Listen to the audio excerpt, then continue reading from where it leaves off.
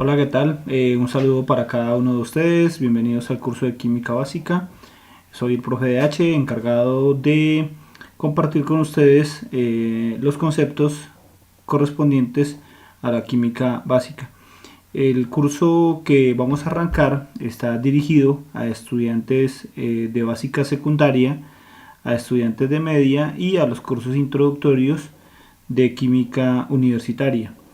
Les doy gracias por estar aquí con nosotros y esperemos pues que la información que se les va a compartir les sea útil. Bien, como vamos a arrancar un curso de química básica, lo primero que debemos hacer es tomar la definición de lo que es química. Entonces decimos que química es una rama de las ciencias naturales, como lo son la biología y la física. Entonces recordemos que la biología se encarga del estudio del entorno vivo. La física se dedica al estudio de la materia, la energía y los fenómenos naturales, y por su lado la química es el estudio de la composición de la materia y los cambios que experimenta. En esta definición de química es donde nos vamos a meter en el presente video. Si revisamos con detenimiento la definición de química que acabamos de hacer, encontramos que química es el estudio de la composición de la materia. Entonces, para el entendimiento de la química es esencial que sepamos cómo se conforma la materia en su interior. Para ello consideremos la presente imagen. Observamos un cuerpo humano. Encontramos que en la figura se ha destacado la parte de los músculos del aparato locomotor. Entonces, si nosotros hacemos una revisión desde lo macroscópico hacia lo microscópico para poder evidenciar cómo es la materia, encontraríamos lo siguiente. Observamos que ese cuerpo humano está constituido por unos órganos llamados músculos. A su vez, esos músculos están constituidos por tejido muscular. Ese tejido muscular, ¿qué es? Es la agrupación de células musculares. Si nosotros contamos con un microscopio óptico, tranquilamente podríamos observar diferentes tipos de células en dicho equipo. Sin embargo, lo que constituye dichas células es mucho más complejo de ver. Cuando estamos hablando de la conformación de una célula, tenemos que decir que ella está constituida, está hecha por miles de millones de moléculas, de compuestos químicos. Y a su vez, esas moléculas son agregados, son agrupaciones de átomos. Quiere decir eso que la materia, cualquiera que sea, está hecha de una unidad fundamental denominada los átomos. La otra parte de la definición de química tiene que ver con los cambios que experimenta dicha materia. Para ello consideremos el ejemplo que se muestra en las imágenes. Tenemos unos trozos de madera. Esos trozos de madera constituyen a la materia y está hecha de átomos. La constitución de las moléculas y átomos que tiene esa madera pues les da el aspecto que se observa allí. Pero ¿qué pasa? Cuando esa madera se enciende, está experimentando una transformación. Hay un cambio. ¿Qué cambio existe? Que esa materia, al encenderse el fuego, comienza a emitir calor, comienza a emitir gases y se está transformando. Sabemos que cuando se quema la madera, pues esta se va descomponiendo hasta que termina algo que nosotros le denominamos cenizas. A dicha transformación se le conoce con el nombre de un cambio químico, porque la materia está cambiando sus propiedades por el proceso que ha experimentado.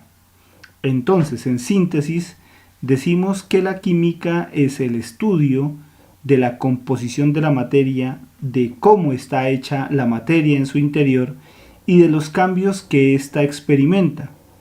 Con eso tenemos ya como tal la definición y podemos avanzar. Como podemos darnos cuenta, la definición de química gira en torno a lo que es la materia.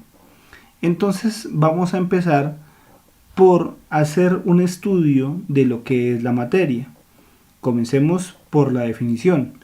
La materia es todo aquello que ocupa un lugar en el espacio y tiene masa. Vamos a mirar en detalle dicha definición. Nosotros encontramos la materia en tres estados básicos que los conocemos. El estado sólido, continuando con el ejemplo de los trozos de madera.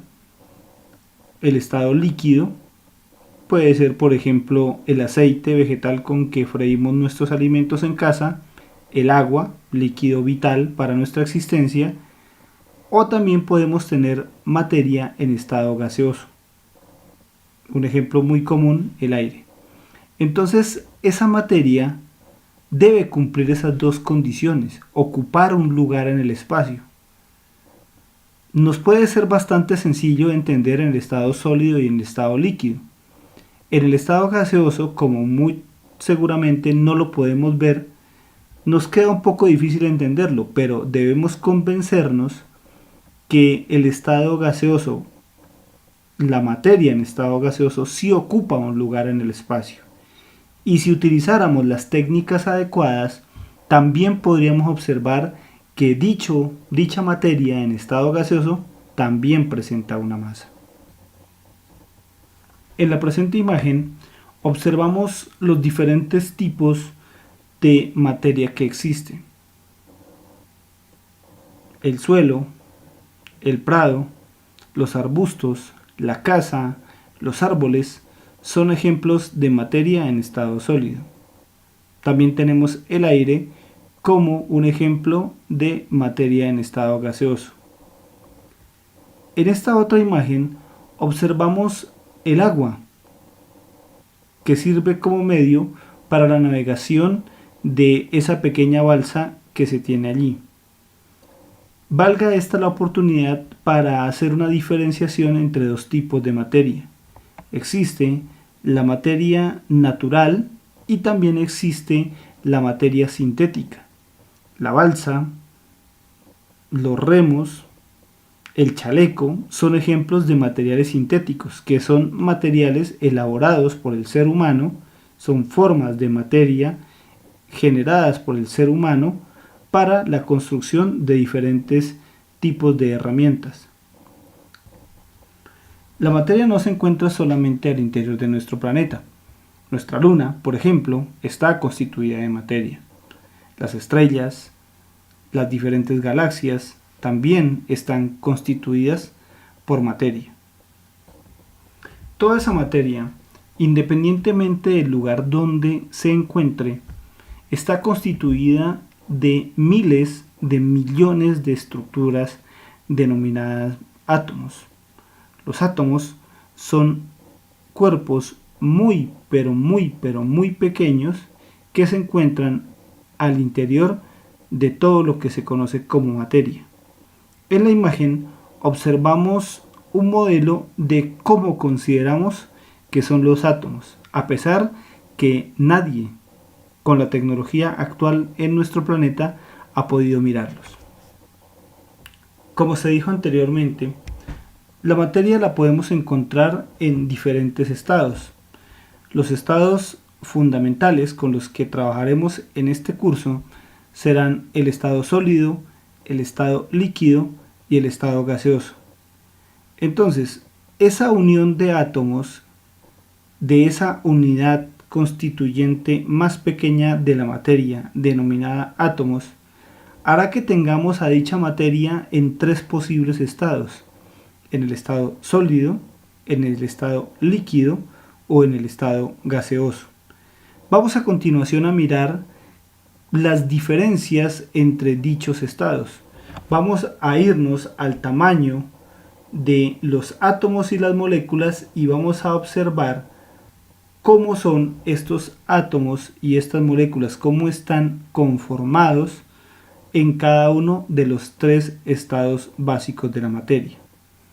Comencemos con el estado sólido.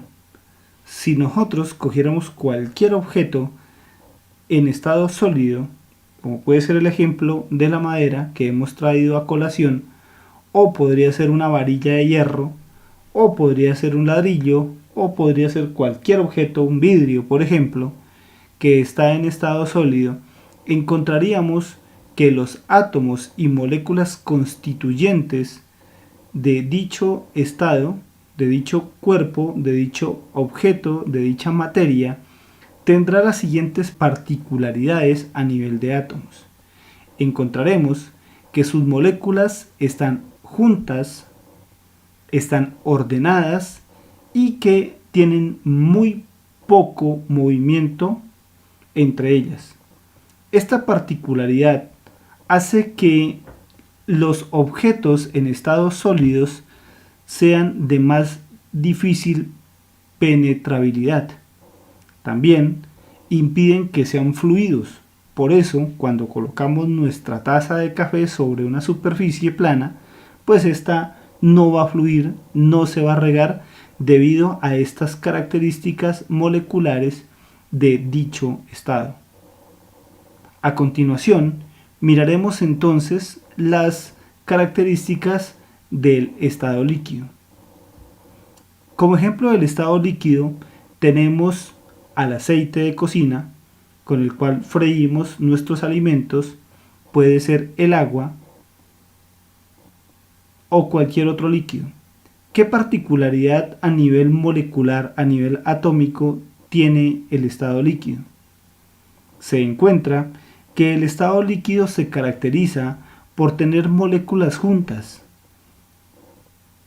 Están en interacción entre ellas, pero a diferencia del estado sólido, estas no están en orden. Están dispersas y son bastante móviles. Esta particularidad sobre las moléculas repercute en su comportamiento a nivel macro. Por ejemplo, cuando derramamos una cantidad de agua sobre una superficie, miramos que el agua empieza a correr. Eso es debido a que las moléculas tienen la posibilidad de pasar unas encima de las otras y con eso poder moverse sobre un determinado espacio. Por último, tenemos al estado gaseoso. Las moléculas en estado gaseoso permanecen muy alejadas respecto a su tamaño. ¿Qué quiere decir esto? Que si consideramos que estas moléculas a nivel atómico o a nivel molecular son muy pequeñas, entonces la distancia que hay entre ellas, la distancia relativa que hay entre ellas es muy grande, pero siempre teniendo en cuenta su tamaño.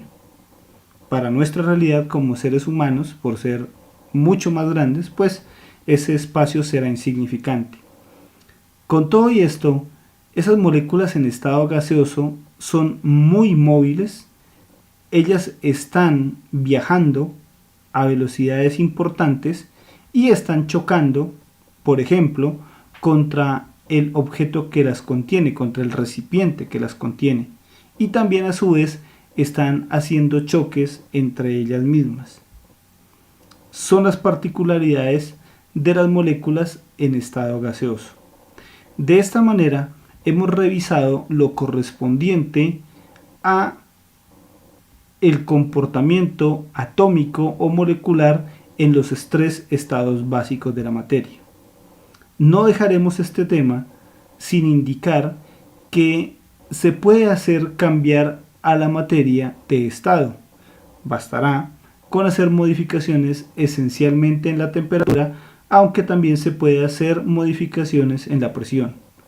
La parte explicativa de los cambios de estado sólido, líquido y gaseoso los tomaremos en un video más adelante.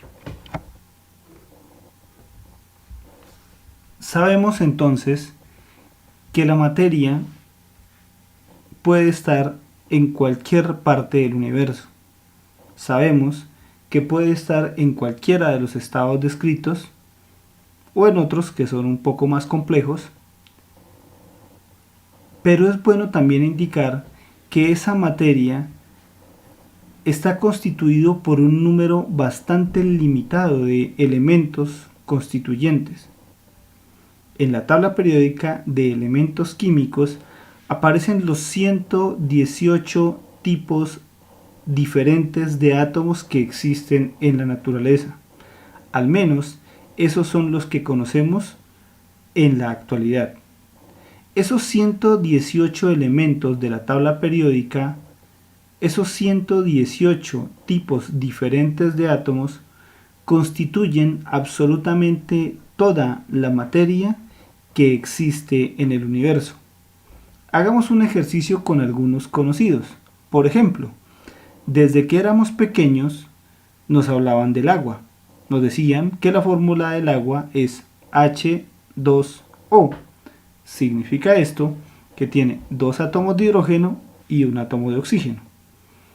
Ese hidrógeno y ese oxígeno son 2 de los 118 elementos que existen en la tabla periódica.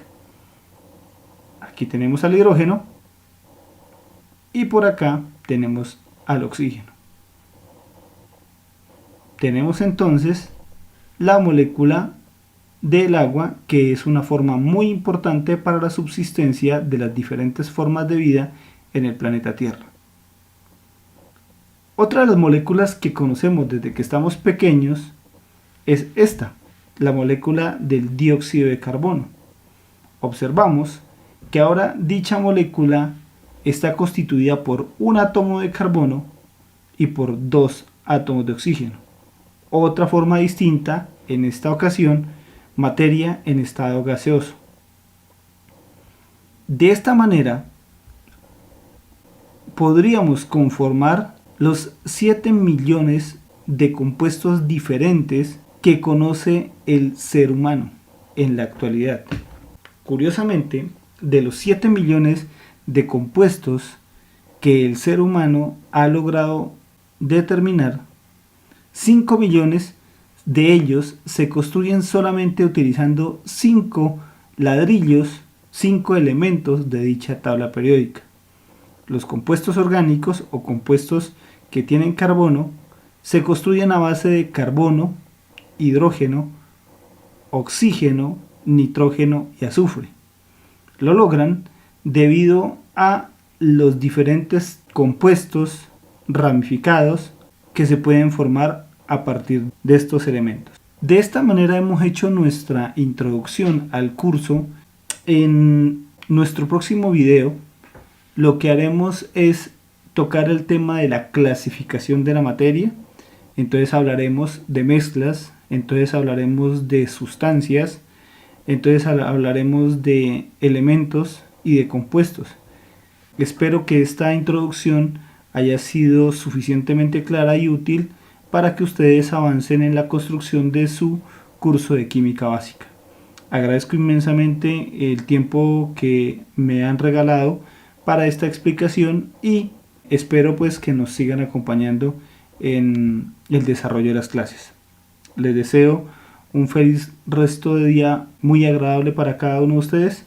Que estén muy bien. Hasta la próxima.